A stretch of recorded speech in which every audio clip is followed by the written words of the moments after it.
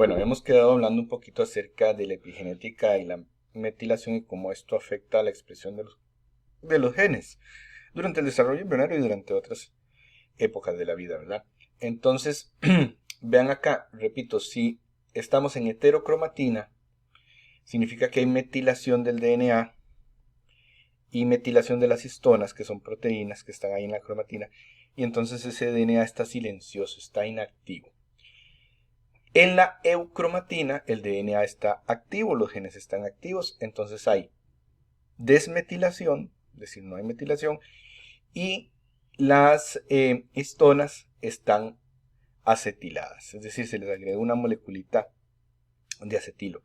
Las histonas forman grupos, ¿verdad?, que se llaman nucleosomas. Alrededor del nucleosoma de histonas es que se enrolla el DNA, entonces forma como un rosario, ¿ok?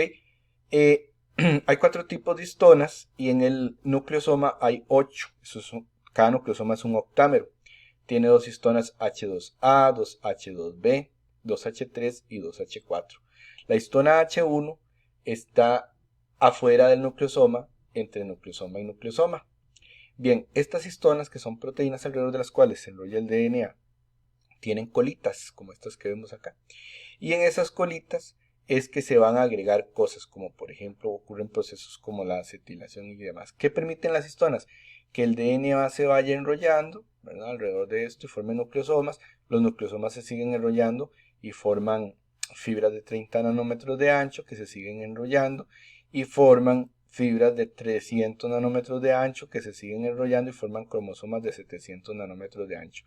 Las histonas permiten que el DNA esté condensado de manera que en un núcleo de una célula humana que mide apenas, qué sé yo, 10 micrómetros de longitud, quepa 1,5 metros, 2 metros de DNA, lo cual es increíble. Entonces, esos procesos que hacen que el DNA se metile o desmetile controlan que el DNA esté activo o esté inactivo en ciertas épocas de la vida de la célula. El DNA que va de un nucleosoma al otro nucleosoma se llama DNA de unión o DNA linker, y en ese DNA linker está la H1, ¿verdad?, que ella está afuera del nucleosoma. Entonces, veámoslo acá. En la heterocromatina, tanto el DNA como las histonas están metiladas. En la eucromatina, que es la que está activa, cuando el gen está activo, despierto y se transcribe, tenemos que hay desmetilación, se ha desmetilado mucho el DNA y las histonas se han acetilado, o sea, les han agregado a las colas grupos acetilos. La acetilación ayuda a que la eucromatina esté abierta, esté activa. Entonces, repito, en la heterocromatina está condensado, hay metilación de DNA y de histonas. En la eucromatina está relajada la cromatina, los genes están activos, hay desmetilación y las histonas están acetiladas. Entonces eso lo vemos aquí. Eucromatina abierta, gen activo, ¿verdad? El DNA no está metilado y hay alto grado de acetilación de las colas de las histonas. En cambio, en la heterocromatina, ¿verdad?, va a haber hipermetilación, es decir, va a haber mucha metilación tanto del DNA como de las histonas, y entonces la heterocromatina está cerrada, los genes están inactivos. Hay mucha más metilación en la heterocromatina, por eso se dice que hay hipermetilación, y hay mucho menos metilación en la eucromatina, y por eso se llama hipometilación, cuando hay menos metilación. Bueno, vamos a detenernos un poquito en la etapa de la implantación, que es importante. Entonces, el cigoto entra más o menos, ¿verdad? Dijimos que por ahí después del cuarto, quinto día al útero, se zafa de la capa dura en la que se convirtió la zona pelúcida, ¿verdad? Y entonces vean que estas células acá del embrión se van a llamar o convertir en un trofoectodermo, ¿verdad? Y entonces esa salida de la zona pelúcida dura se llama eclosión, ocurre entre el día 5 y el día 6. Luego, entre el día 6 y el día 7, el embrión se aproxima al endometrio del útero y eso se llama aposición.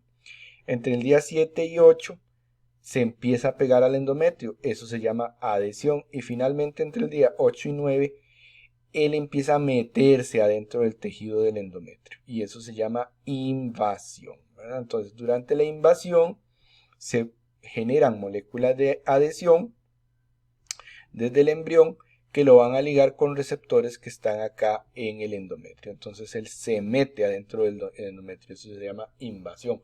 Como lo vemos aquí, viene el blastocisto, se empieza a formar el trofoblasto.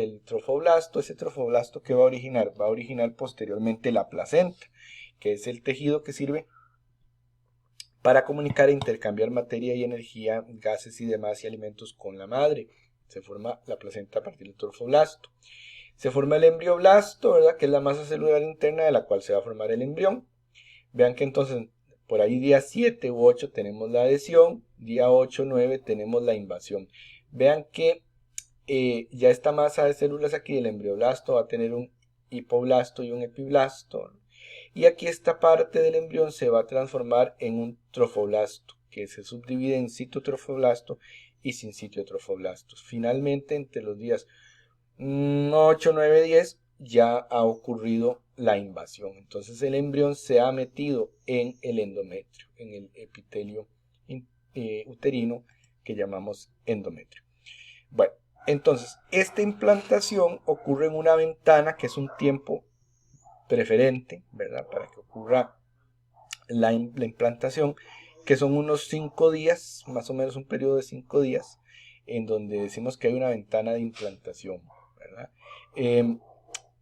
Resulta que esta ventana de implantación va a ocurrir como 6, 7 días después de la fertilización y tienen que producirse en el sitio ciertas moléculas importantes para que el proceso de implantación e invasión ocurra.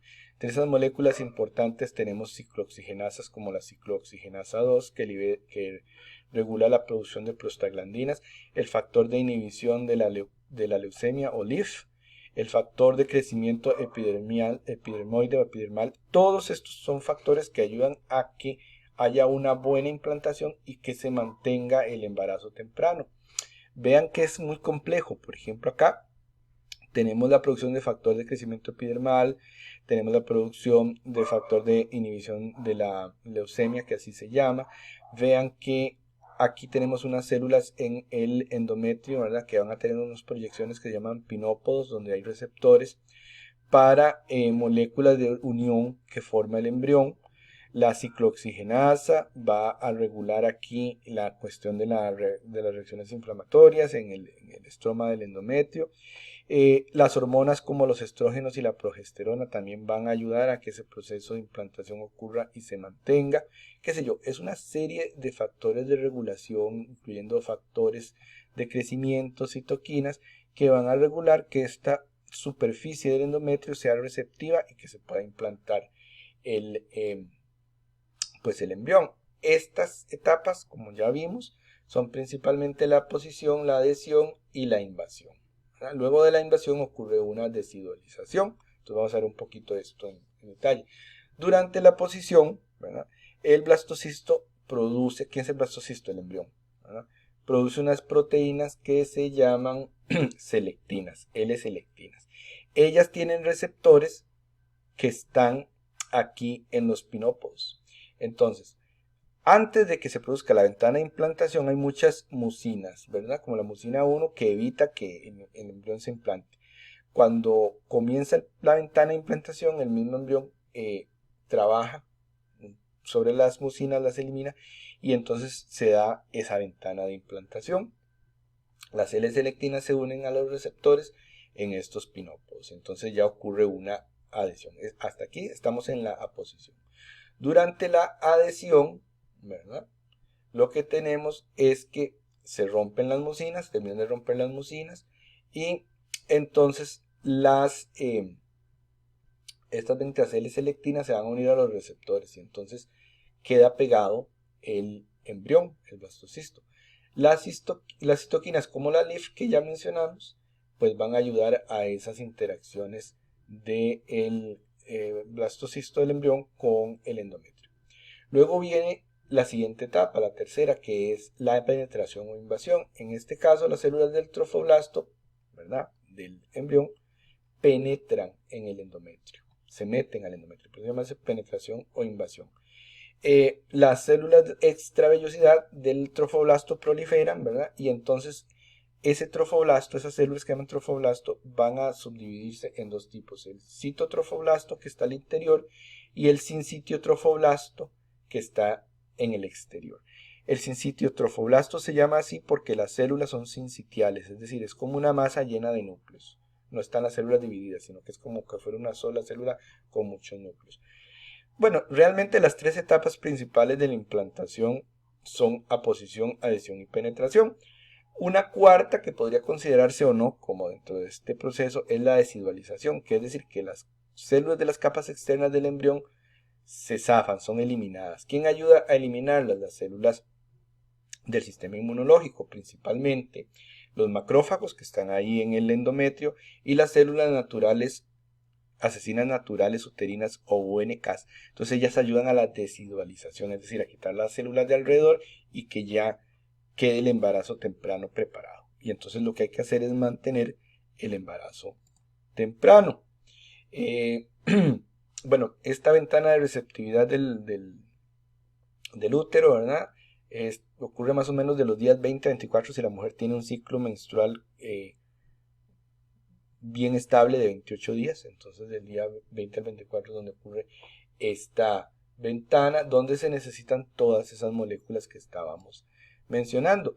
Y también esas moléculas se necesitan para mantener el embarazo temprano, ¿verdad? Una vez que se ha implantado el blastocisto, se activan todos estos múltiples procesos que involucran proteínas y otras moléculas como hormonas, citoquinas, factores inmunológicos, metaloproteínas, ciclooxigenasas que ya mencionamos, etc. Vean que desde el ovario es un proceso complejo. Cuando salió el óvulo, ¿verdad? Donde estaba el folículo, donde salió el óvulo, se formó un corpus luteum o cuerpo amarillo que va a producir progesterona. La progesterona es la hormona que mantiene el embarazo. Esa progesterona va a llegar al endometrio, entonces va a ayudar a que se regulen procesos como la formación de